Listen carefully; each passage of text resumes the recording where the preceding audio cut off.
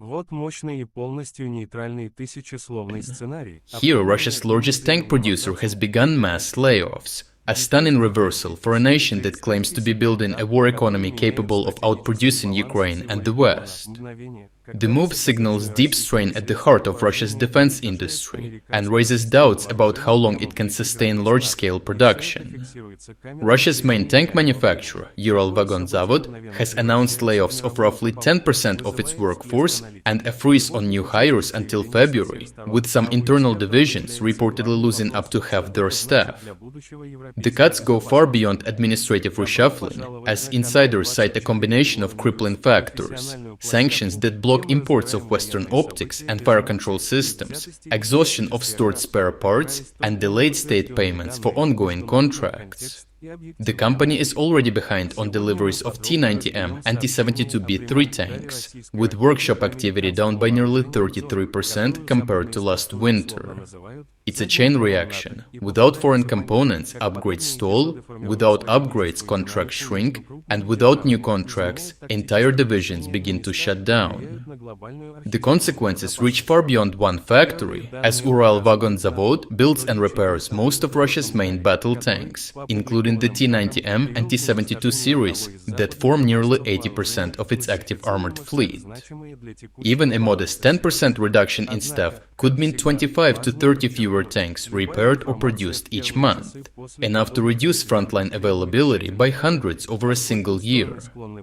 The reported 50% layoffs in some divisions would push output back to pre-war levels, erasing 2 years of industrial mobilization. Russia has already been losing armored vehicles faster than it can replace them. What is changing now is that they lose the ability to rebuild reserves for massed assaults altogether. The layoffs also highlight a problem at the core of Russia's war economy, as Moscow is short nearly 5 million workers across key sectors, according to official estimates, and defense plants are among the hardest hit. Skilled welders, machinists and engineers have been drafted or have fled abroad, while those who remain are aging and overworked, with Russia not having enough to fill the heightened demand. Entire industrial regions, from Nizhny Tagil to Ufa, now offer 40 to 60% wage bonuses and still fail to fill vacancies.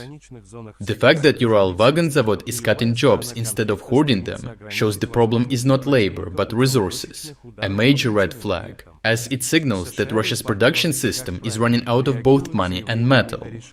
The plant may have workers, but without imported electronics, high-grade alloys or Western machine tools, those workers have little to build.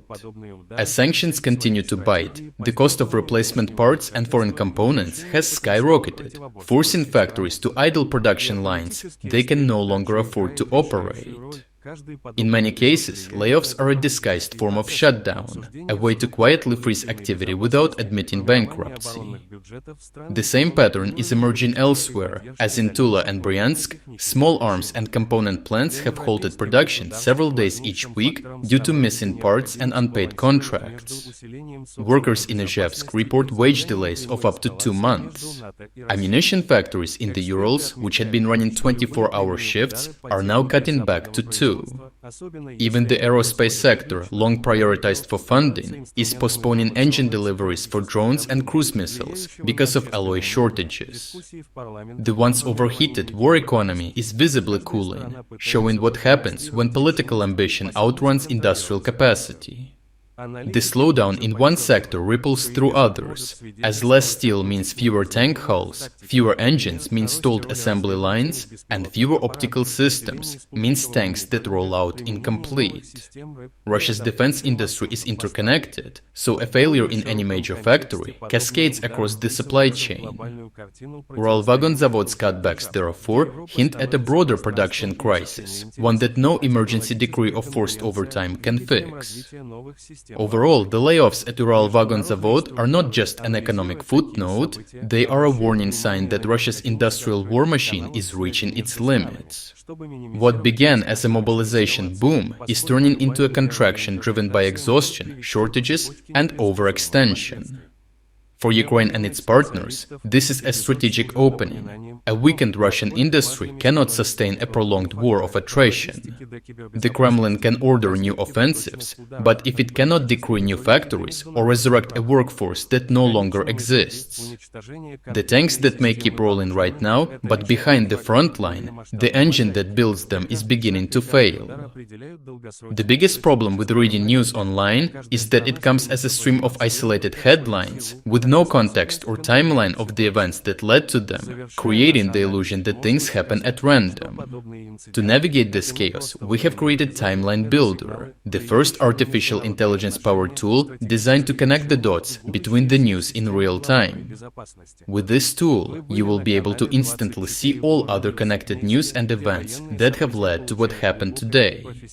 We have been perfecting our AI model behind the scenes for a long time, and today we are ready to release it to everyone. To get access to our Timeline Builder tool, check out the link in the description and join our website. Thank you for watching this update, and a special thanks to everyone already following our